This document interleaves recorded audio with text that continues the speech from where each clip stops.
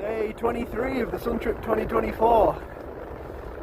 Jean-Marc is still on the other side of the Pyrenees. Jean-Marc is my rival. He's in second place at the moment. He's riding a super amazing velomobile bike. For those that have not been following.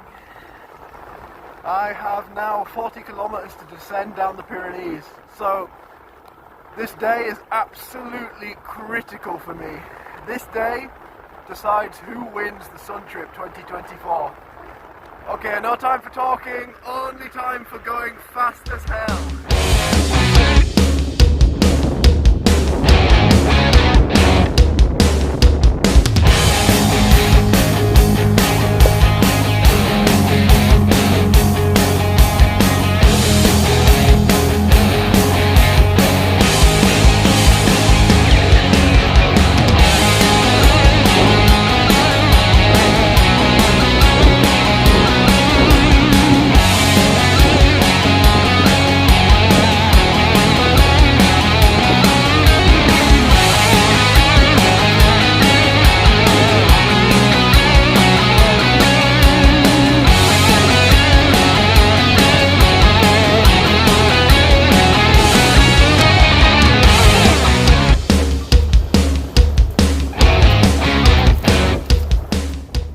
I've really got to push hard and get past this first part of the day quick. There's a headwind starting to develop and it gets worse. But after Montpellier, it kind of turns and becomes a slight tailwind. Oh, I'm so tired. I really don't want to be fighting headwind, I really don't. It's such a massive advantage for Jean-Marc. He can just cut straight through it on the velomobile, no problem. So aerodynamic, and I can't. But I'm so tired after yesterday, and just the accumulated fatigue is just enormous. It's just absolutely enormous.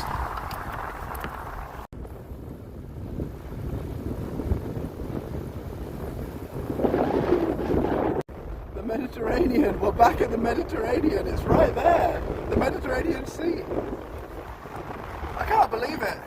What a fever dream. Feels like 2 minutes and 3.5 million years since I was here at the beginning. Oh, it's so cool reading in the morning. The Sun Trip does these blog posts, and they've been so good this year. They've been really so well written. What I do is I select all the text and then just sort of press play and have Google Translate read it back to me. So I have a story to listen to. It's so nice, honestly. And they got a reaction from all the former champions of the Sun Trip, or nearly all of them. And these guys are heroes, no? To me anyway. It's so cool having them talk about me and me doing a Sun Trip. It's so bizarre. It's really so weird to me. And also Eric as well, I love Eric, he's so cool. We were together on the 2018 Sun Trip, we rode 1 day or maybe 2 days in Ukraine together. And I think he was the only person of all the analysis. I'm so interested because you can see everybody's personalities in the analysis that they gave. Jan and Bernard, they're very technical, amazing engineers. They build incredible bikes by hand. And you can see that in their analysis, it's all technical analysis. Eric is more of a cyclist, and only Eric was the one who picked up on the facts. And the fact is, I can just go deeper on a physical level. It's not technical this, aerodynamics that, energy here, energy there. It's that I trained incredibly hard for 6 months with an end goal, this. And now I'm executing it, and Eric knows, and I really think he absolutely nailed it. Another guy said, "What kind of alien is Jack?" Is he an ex-professional? What does he eat? I hope it's not French. When he finds out I'm vegan, he's not going to like it. And it's so funny, because what's it called? The Dunning-Kruger effect, if you've heard about it before. basically when you start a new skill or a new hobby or something, it's this prediction of how you think about yourself, how you think about your ability. At the beginning, you look at others and you think, I am rubbish at this. I'm so bad. And then very quickly you get a few skills and you get overconfident. You think, oh, I'm great at this, I'm so good. And you know, I'm amazing because I've gained so many skills so quickly. And then as you start to get actually better and not think that you're good, you start to realise, oh, okay, the people around me are actually better than me, and you go into a big trough. And then at the other side of the scale, you actually start to get good. Your skills increase, and compared to your peers, you're starting to become an expert at something. And then your confidence rises, and your skills have risen with it. It's so funny. It's exactly like that because. Let me tell you, among my friends, I am not that strong. I mean, I am pretty strong after all the training I've done, but there's like, I can name 10 people now who are stronger on a bike than I am. But I don't feel like I'm that strong because I'm in that trough of like, oh, there's people around me that are much stronger than I am. But then when I enter a world where, you know, people are less trained on a bike, people think I'm an alien. Oh god, I really am quite tired. Oh yeah. He's like got 20% more distance to do than me. So he has to go 20% faster than me. So I kind of get to pick how fast he goes by whatever average I do. So I'm just trying to get my average speed up, but oh, this wind has to go away now. Please. In my opinion, France is the premier home of road cycling. It's the birthplace of modern road cycling. But I have to say that it can be quite dangerous on the roads. 3 times today already I've almost been hit by a car, so close. It's not like Spain. In Spain you actually get quite a lot of respect because it's the law. They have to give you 1.5 meters legally. Here, a few times I've got around 1.5 centimeters and that's it. And a loud horn as well. Apparently not everybody loves the Tour de France.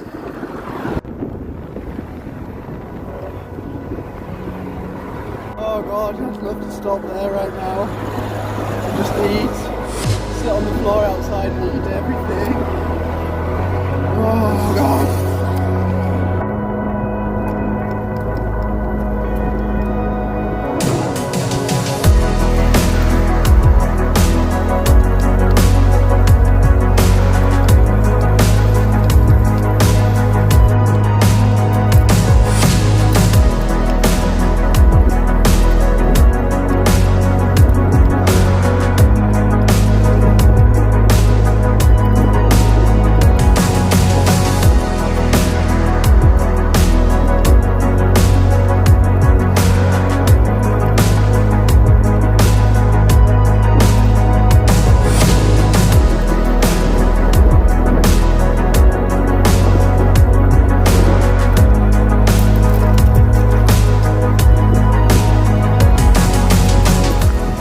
Oh, come on.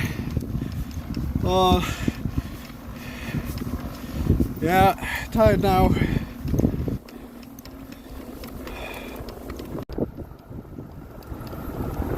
If I lose the sun trip because of a train, I'm not going to be happy, SNCF. Where is this train? Wait, is there a train? There has to be a train now, no? I've been here ages. I keep thinking I can hear it. Oh no, there's a fire engine coming behind me. What the hell are they gonna do?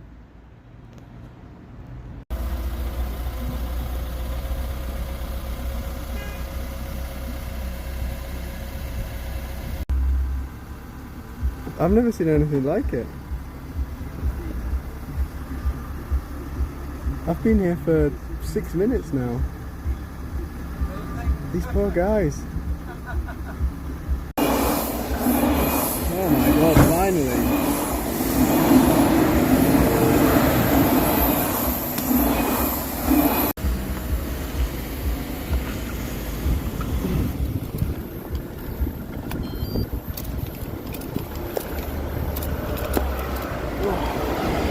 Anybody recognize this road?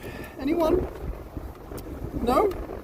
Well, me neither, but this is the way we came. I was here 21 days ago. 21 days ago. I was right here, except I was going that way, to Morocco. I can't even believe it. It doesn't even seem real. I could have just turned around right here. It would have saved a lot of time. I have to be so careful crossing these small French towns. Some really beautiful villages and towns, but because they're so old, they have like really complicated one-way systems around the inside of the old city. And if you get it wrong, you end up going round and round in circles. So I'm really paying attention and zooming in all the way on the map, just to try and get everything right, everything perfect. I can't be wasting 60 seconds here and 60 seconds there. It just adds up too quickly. So I'm really trying to pay attention. I seem to be having all kinds of small little problems today that are just stressing me out. About an hour ago, I started listening to the chain and it starts really squeaking all of a sudden. I was thinking, well, that sounds like it's dry. It sounds like a dry chain, but it came on so quickly, which is not normal. And I was like, well, I oiled it like 3 days ago. And then I kind of thought to myself, well, three days for us is 1,000 kilometers. So I quickly stopped, picked a good spot, oiled the chain really fast. Now it's okay. The squeaking has stopped. Because if you run the chain dry, you run the risk of snapping it potentially, which would be a nightmare right now. I don't really care about wearing it out extra fast because we've done 7,000 kilometers. And this, I have, is it 3 chains or 2.5? I can't remember. I have 2.5 chains, normal length chains. So it lasts 2.5 times longer. Yeah, and also my phone cable, my phone like stops charging. It's like, starts charging, stops charging, and it complains there's debris in the charging port, which is something I've had before on many different phones at many different years. Eventually the connector just goes because of the vibration or bouncing around, and that's why I have this. The mount that I use for filming myself is actually a wireless charger, which is an absolutely vital thing to have on a bike tour, because if you get water in your charging port on your phone, in order to protect itself, it'll just refuse to charge until it's completely dry. Which, if you're on a bike tour and you're camping, dryness is a commodity. It can be sometimes impossible. So you must always have a wireless charger with you. I've not normally had one with a mount, but you just get little tiny ones that plug in with USB. Absolutely vital to have. And I thought, wow, on one of the last days I'm going to finally be rescued by my wireless charger. Let's hope for no more niggling problems. I can't believe I'm saying this. Now my rear brake pads have decided it's time to be finished. At least based on the sound. It's that weird sound of metal on the disc rotor when you use the brakes. Little bike, come on, you just got to limp across the line. We're nearly there now. In France they have these really small cars. I don't know what they're kind of like micro cars. You can drive them from 16, you don't need a driving license. The universal term is light quadricycle. They're limited to like 400 kilograms and they have a moped engine. They're quite popular in France, there's a lot of them around. Anyway, just now what I assume to be 2 16-year-old girls, hence why they're driving one of those little cars, came right up next to me.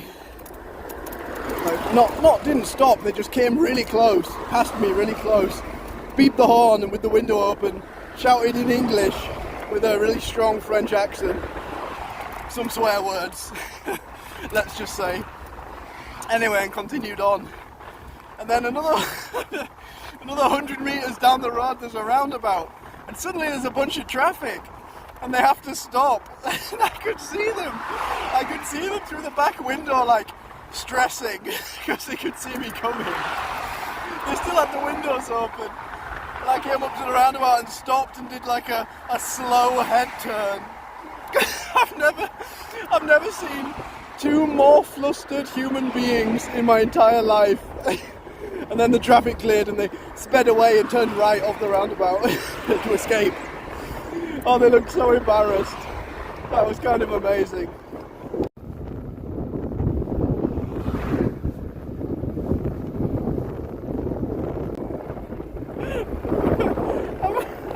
I'm absolutely delirious. I'm so tired. And like drivers keep trying to like swerve in front of me and shout stuff at me and beat the horn.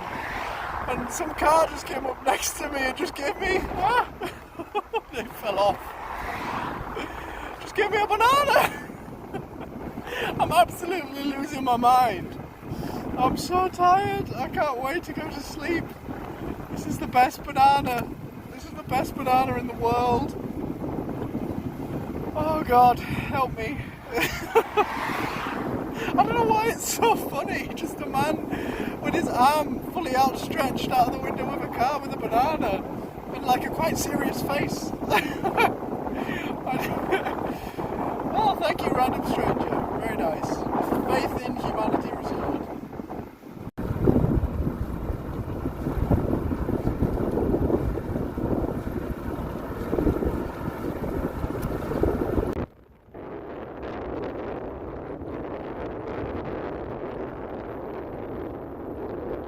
I can't believe that I'm on this road again.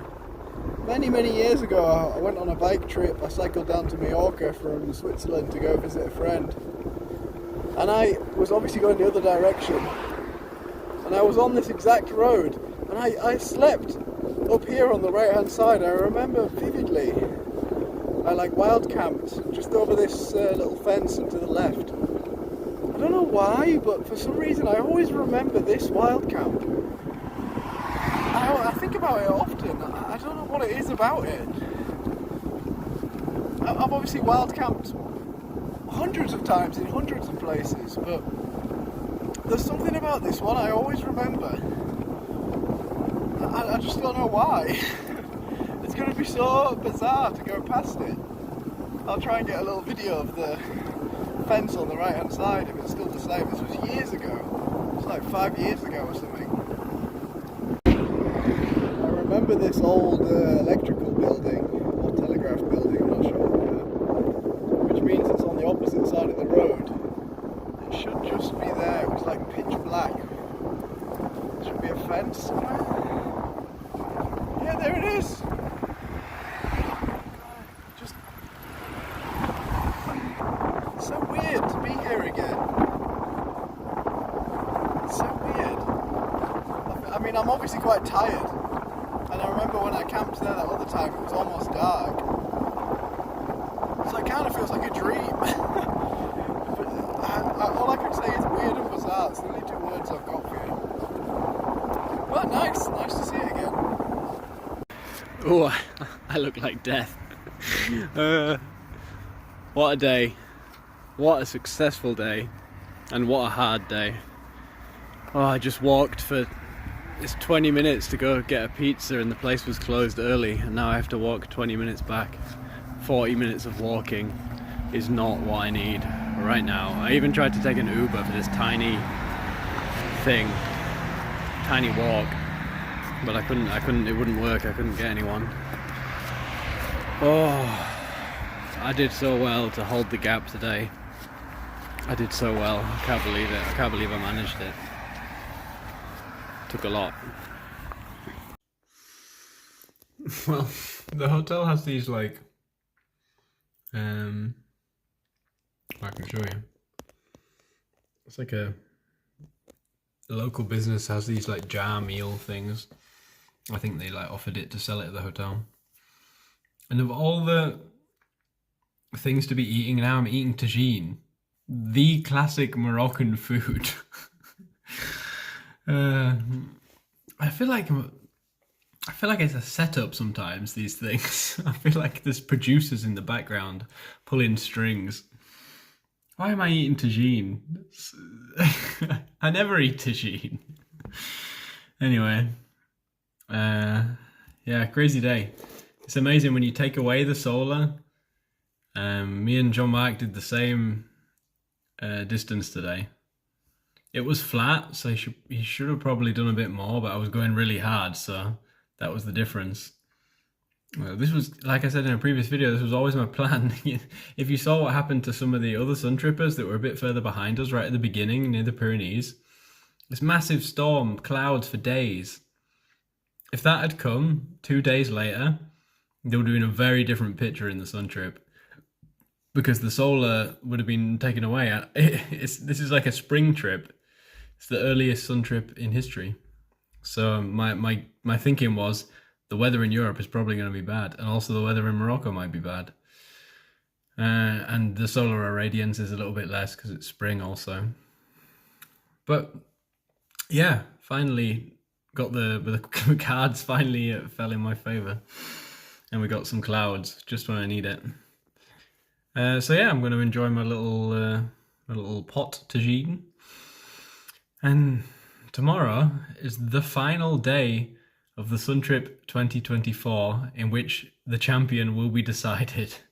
Right now I'm some kilometers ahead, like 60 kilometers ahead, but anything can happen tomorrow. There can be any kind of, a puncture could lose the Sun Trip for me. Anything, getting hit by a French driver.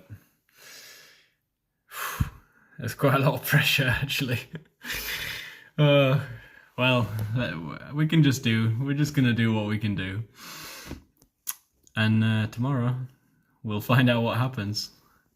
Thank you very much for watching, and good night.